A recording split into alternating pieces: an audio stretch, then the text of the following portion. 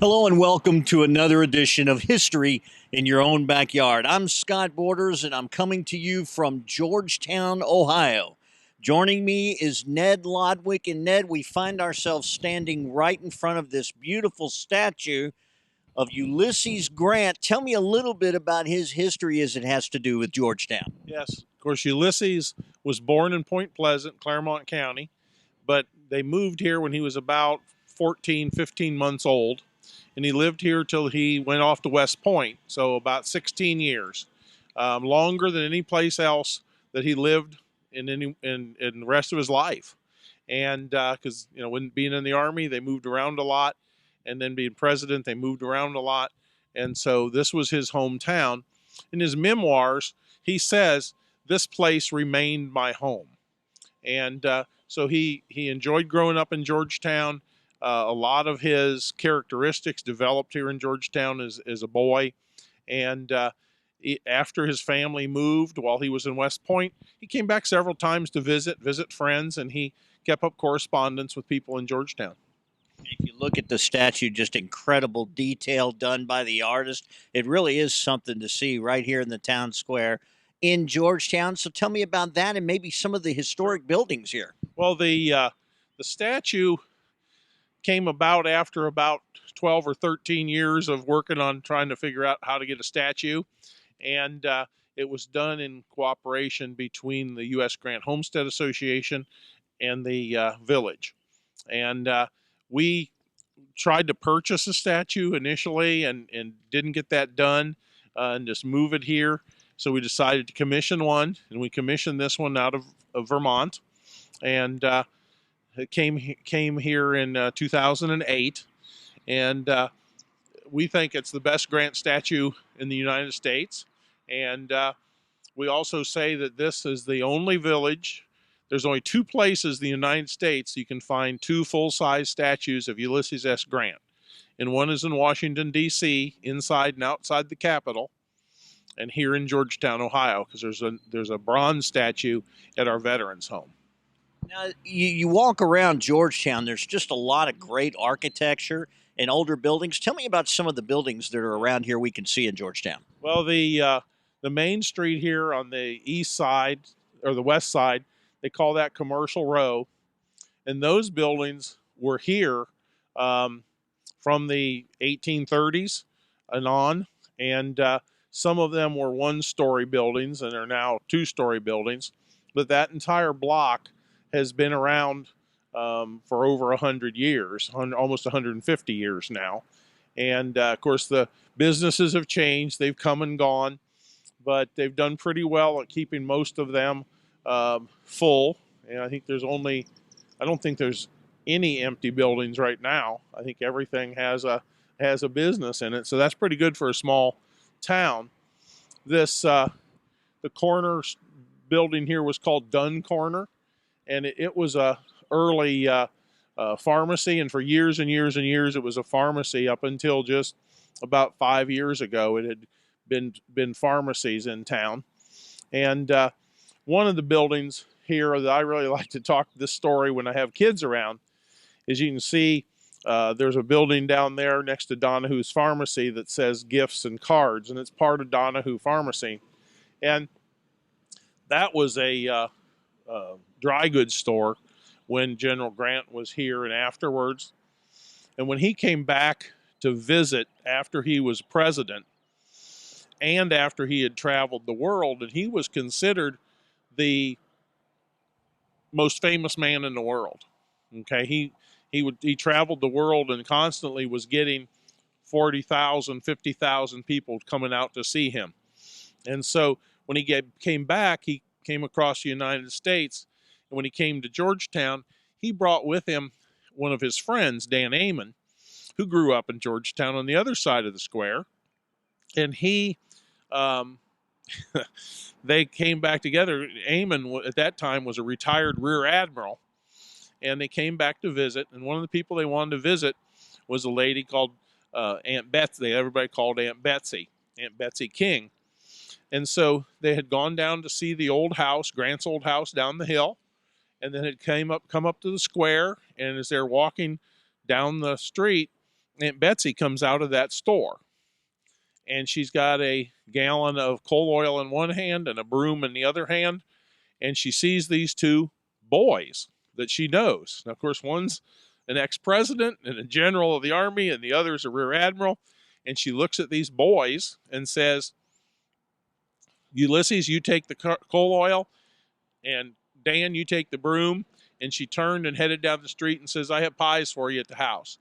And so I tell that to kids because I say, if you think you're going to go away and become famous and come back and impress anybody, it's probably not going to happen. They always remember you as a kid at home. Now, I've heard a lot about Morgan's Raiders and something about gold, and it has to do with Georgetown also. Tell me a little about that. Well, the Raiders, when they came into town, there was about 200 of them. And it was the 14th Kentucky Cavalry under the command of Richard Morgan, who was the younger brother of John Hunt. The rumor around had been that Lexington thought they were the ones that were going to get raided because nobody expected Morgan to cross the Ohio River, including his commanding general. But he broke the rules and came across outside Louisville and came all the way across. So the rumor they had heard was that Lexington banks had sent money up here so it would be safe until the raid was over. So there was supposedly $60,000 or $70,000 here, or maybe more. So the Raiders came in 13th of July, 1863, about 10 o'clock in the morning, and they tied their horses up around the courthouse right here. The courthouse is still here. Tied that up, the horses there on an iron rail around the courthouse, and began to go house to house, asking for food, barn to barn, trying to take horses. But they sent a group of guys down to the King Phillips Bank south of town where the gold was supposed to be. Now, the interesting part of that, it was not King Phillips after the King of France. It was Mr. King and Mr. Phillips. Okay, so anyhow, they show up, but the Raiders knew that the gold was maybe here, but the townspeople knew the Raiders were coming. So the bank president, Mr. Phillips, decided he would take his gold, what he had, and that was about $60,000 in gold coin, give it to his janitor, and let him take it out and bury it in the woods. And so he did that. Well, when the Raiders came, of course, they went to the bank and they looked around and there was no gold. And he said, well, there's no gold. We're a new bank and we just don't have many assets. He said, but I can offer you lunch. So he took him to the house and had a lunch. His wife prepared them a lunch. And later on, they wrote how nice a lunch it was in one of the diaries. And when the Raiders left a couple hours later, the bank people were waiting for the money to come back, and it didn't come back by evening, and they thought, well, he's just being safe. Didn't come back in the morning, and it turned out it never came back. And so the gold was gone. Well, people dug and dug and dug and dug in the woods south of town trying to find this gold forever. Nobody ever could find it. And then about 5 years after the war was over, a young couple came into Georgetown on what they called the omnibus, but kind of a stagecoach-like thing, and came in, got a hotel room, but didn't seem to have much money.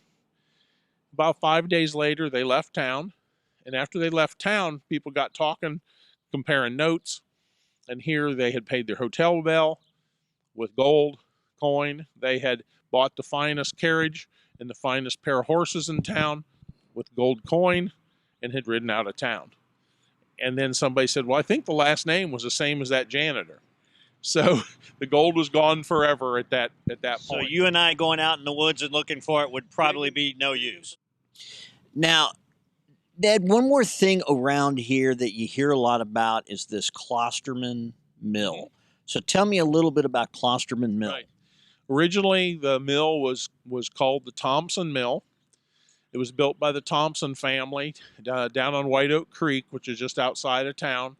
And there's quite a lot of drop on White Oak Creek, so it was perfect for mills. And of course, in the early days, in the 1830s, when the mill was built, you had to have your corn ground. You had to have it done somewhere. So mills were very important. You also had to have your lumber cut. Mills did that also. So they were very important. So the Thompson family built 3 mills and 3 sets of houses because there was 3 sons, and they each had a mill. Well, 2 of the sons are gone, or 2 of the mills are gone, and one of the houses does remain, and 1 mill remains. And that mill became the Schuster Mill. It became, some people call it the tunnel mill, because the water to the mill, at that section of White Oak Creek, there's a big oxbow there. And so they dammed up the creek and then ran the water through a tunnel that gets to be 35, 40 foot deep to the mill for that drop. Okay. And then put it through the mill wheel and work its deal. And it was dug by Italian immigrants. It's lined in stone, and they did that. Well, the mill about 10 years ago was about ready to collapse. And Ken Klosterman bought the mill and the house up on the hill from it, and tried to decide what to do with it. And eventually he decided that they would repair it. So I don't know how much it cost them, but they had to put one entire wall in of brick. There was no mill wheel there, so they had to have a mill wheel done, and all the structures that are involved with a mill. It's a 6-story building, and like I said, it's just about a half mile out of Georgetown, down on the creek. And at this point, it's an outside thing to look. Unless you call and try to get an appointment. It's not open to the public right now. But it's a beautiful, beautiful mill to look at, just to go down and see. And I think at some time we're going to have that. That will be open. It is at times. We have it open in our Christmas home tour a lot of times. People can see it. Now, Ned, there's sort of an interesting story out there relating to Ulysses Grant about stone. Yep. Tell me a little about that, because it takes place not far from here. Right. The Ulysses hated working in his father's business, the tannery. He hated the carcasses. He hated the smell.